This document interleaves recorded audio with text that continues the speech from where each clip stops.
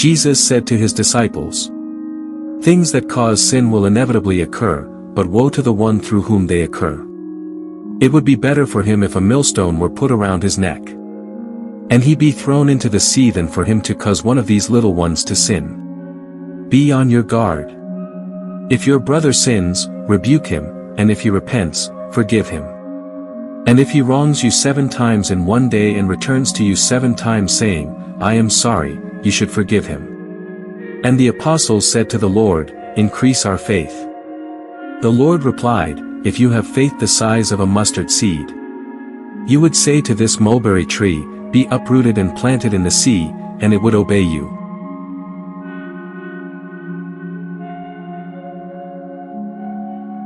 Jesus said to the apostles, "Who among you would say to your servant who has just come in from plowing or tending sheep in the field, 'Come here immediately and take your place at table'? Would he not rather say to him, 'Prepare something for me to eat. Put on your apron and wait on me while I eat and drink. You may eat and drink when I am finished'? Is he grateful to that servant because he did what was commanded? So should it be with you. When you have done all you have been commanded, say, 'We are unprofitable servants, we have done what we were obliged to do.'"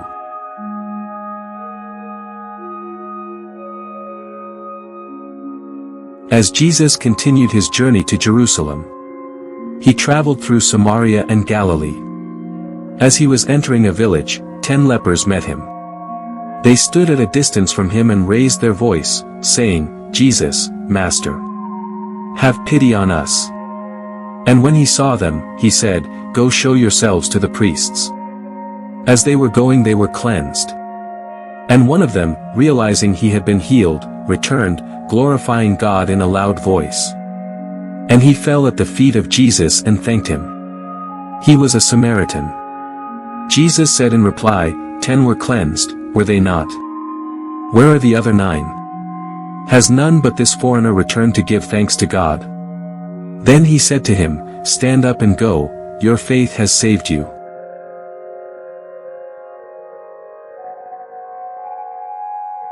Asked by the Pharisees when the kingdom of God would come, Jesus said in reply, "The coming of the kingdom of God cannot be observed, and no one will announce, 'Look, here it is,' or 'There it is.' For behold, the kingdom of God is among you." Then he said to his disciples, "The days will come when you will long to see one of the days of the Son of Man, but you will not see it. There will be those who will say to you, 'Look, there he is,' or 'Look, here he is.' Do not go off, do not run in pursuit. For just as lightning flashes and lights up the sky from one side to the other, so will the Son of Man be in his day. But first he must suffer greatly and be rejected by this generation."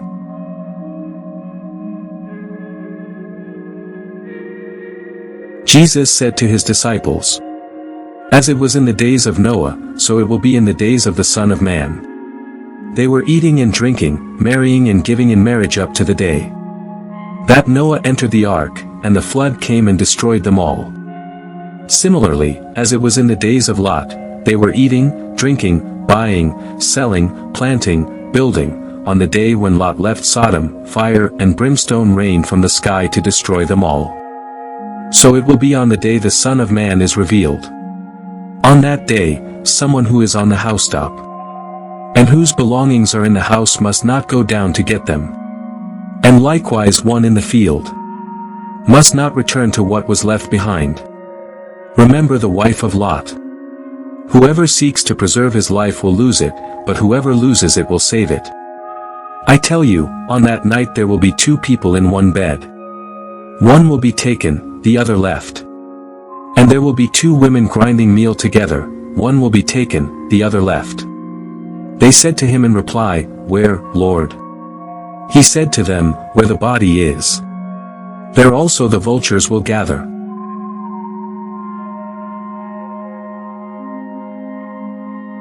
Jesus told his disciples a parable about the necessity for them to pray always without becoming weary.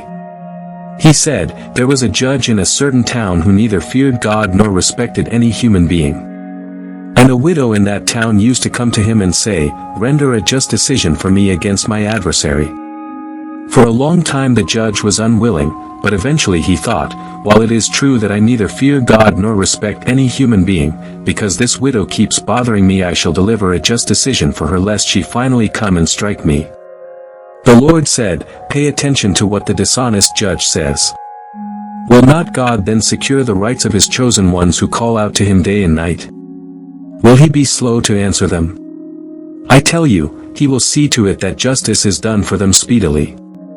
But when the Son of Man comes, will he find faith on earth?